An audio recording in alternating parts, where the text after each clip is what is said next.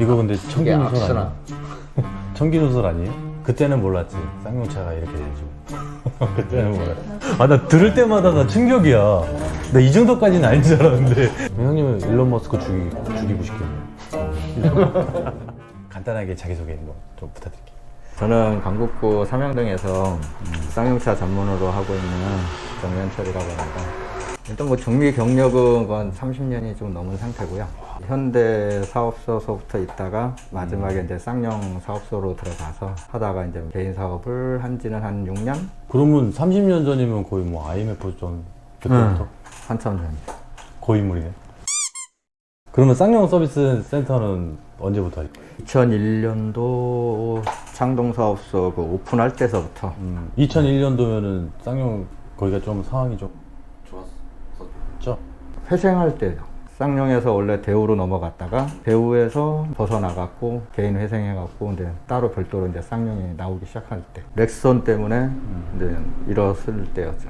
이러고 이제 체어맨도 막 이렇게 딱 나와가지고 벤츠다 막 그러면서 한창 나올 때 그때는 차도 많이 팔리고 막 그랬는데 그때는 좋았죠. 다른 정비를 하시다가 쌍용으로 선택하신 이유는? 안 해본 차종이라 브랜드를 그때는 좀 메리트가 괜찮았어요. 기아에서 기아가 이제 국정관리 들어서면서 음. 망하면서 이제 그때 기아에 있던 사람들이 강제 퇴임할 때 오토큐 그걸 하려고 하다가 우연치 않게 이제 쌍용 그 영업사원 하시는 분이 하나 있어갖고 그분하고 이제 얘기하다 보니까 이제 그때는 IMF 때니까 무서웠죠. 아이 일단은 무서워갖고 쉽게 그 차리기는 두려운 게 있었지. 그래갖고 그렇지, 어쩔 수 없이 이제 쌍용을 갖다가 그때는 몰랐지. 쌍용차가 이렇게 될 줄. 그때는 몰랐지. 그때는 아예 기아에 계속 남아 있었으면은 지금은 뭐 훨씬 좋았었지. 그러면 주변 분들이 이렇게 많이 안 물어봐요? 막 왜 간판 안 바꾸냐? 쌍용만 고집하는 이유.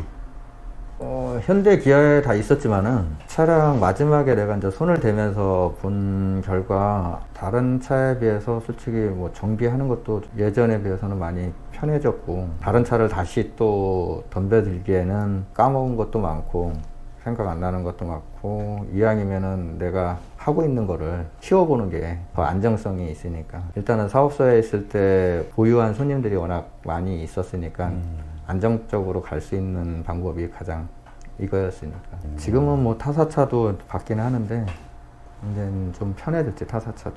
벤츠도 있던데? 벤츠도 아까 보니까 막 소리들 막 스타렉스 들어오고 막 난리 났어 이제.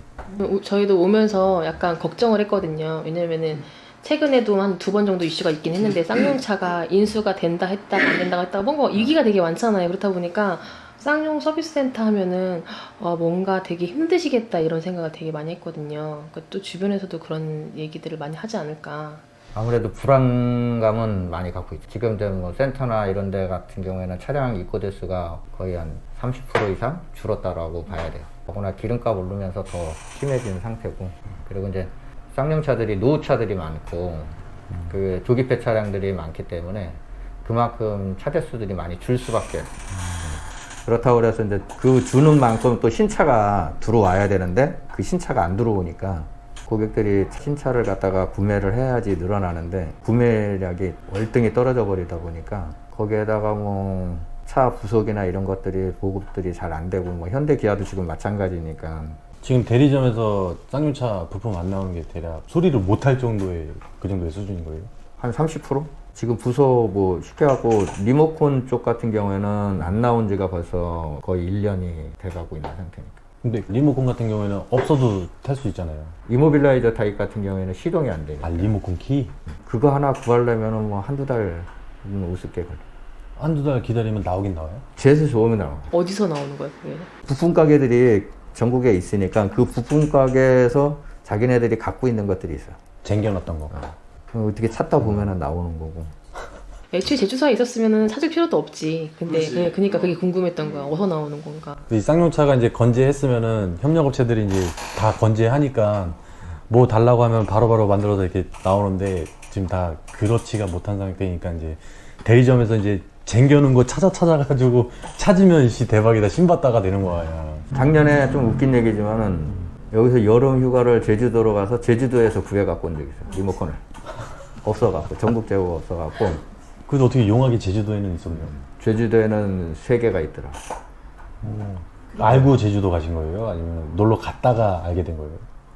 놀러 갔다가 제주도에는 있을 것 같아서 거기 아는 사업소 사람이 있어갖고 물어봤더니 있다고 그래갖고 그래서 휴가 갔다가 제주도 사업소 들려서 그거 구매해갖고 왔죠. 리모컨을? 열정이다. 고인물의 촉.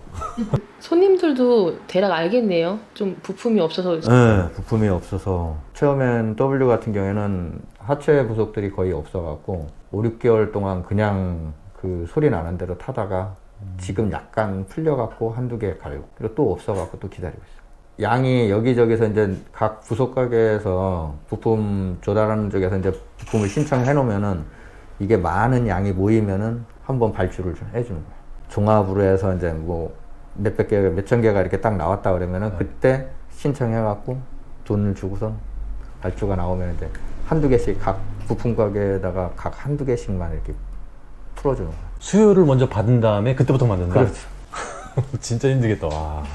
그럼 이렇게 부품이 구하기 힘들면은 이제 남은 재고 별로 없잖아요. 거기 막 약간 뭐라 해야지 프리미엄 붙듯이 돈이 붙어서 그렇게 팔매되진 않아요?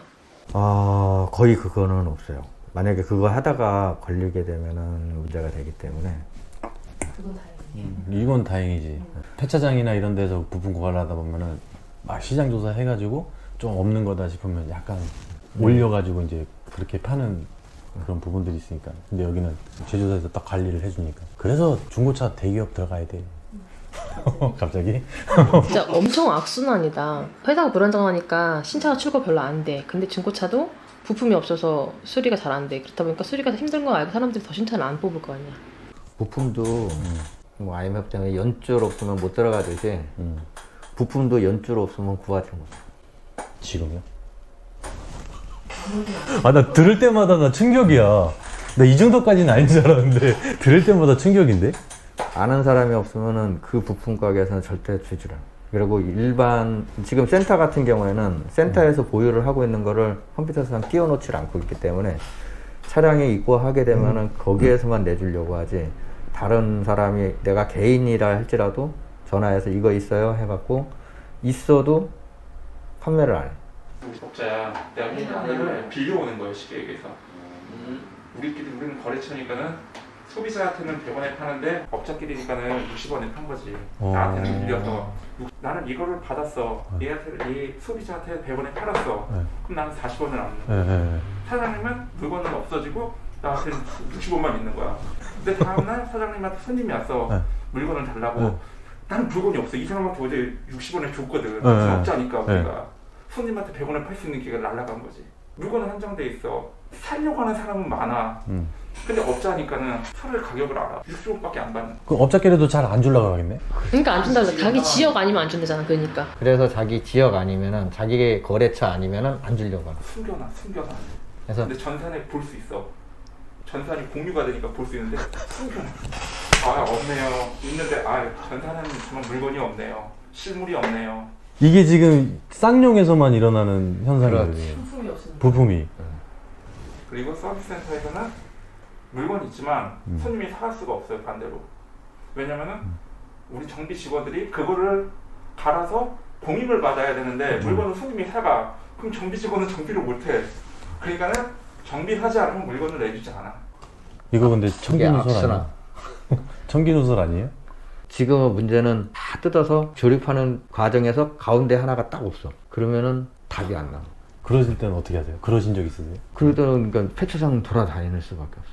사장님이 연락하시면은 신중하게 잘 찾아봐 부품. 맞아, 지금 부장님한테 쌍용차 무조건 쟁여놓으라 그래서 다 체험엔 특히. 네, 그러면 지금 막 이렇게 힘들기도 한데 어떻게 뭐 수익률 같은 거는 대략 이렇게 좀 하락 곡선이신가요? 아니면 이게 이렇게 요동을 쳐요 지금? 뭐 현대 기아도 마찬가지지만 거의 자동차 이 정비업 쪽으로는 거의 한 20%는 줄었다라고 생각을 해야 될 거예요. 그럼 한참 잘 버실 때는 건물 하나 살 정도? 그 당시가 자동차 업계가 가장 피크일 때가 2002년도서부터 2007년도까지 개인 사업 해갖고 하신 분들은 건물 사시는 사람들, 땅 사시는 사람들 많아요. 이 쌍용차들은 특이성 때문에 일반 카센터에서 잘 안 하려고 해요. 약간 르노랑 비슷한. 그렇죠. 그러다 보니까 그 당시에 쌍용차 전문점을 차렸던 사람들은 그 차량들이 다른 데를 가지를 않고 항시 거기만 갔었기 때문에 차가 너무 많아서 문제지. 행복한 고민이다 진짜. 행복한 고민이야 진짜. 거기다가 이제 전기차로 전환되는 시점에서 앞으로는 더 힘들어질 거란 말이죠. 그렇죠. 그 당시에 한 달에 4억 이상을 번다 그러면 지금은 거의 반토막? 그 10년 하니까 생각나는데 저 오아시스 사장님 있잖아요. 며칠 전에 제가 부품 갖다 주러 갔는데 이런 거 막 물어봤어요. 앞으로 이 산업이 어떻게 될 건지 막 궁금해가지고 막 물어봤는데 사장님이 어떻게 하실 거예요? 나 뭐 그냥 10년만 하고 뭐 그만두지 뭐. 그냥 딱 잡아놨어. 그냥 딱 정년을 지금 딱 잡아놨어. 지금부터 10년만 하고 그냥 다른 거 한다고. 그럼 마지막으로 요즘에 젊은 친구들이 정비를 배우고 이 업계로 들어오려고 하는 사람이 있다고 하면은 해주고 싶은 말. 자기가 좋아서 한다 그러면은 괜찮은데 수익을 올리려고 돈을 벌기 위해서 덤빈다 그러면은 하지 말라고.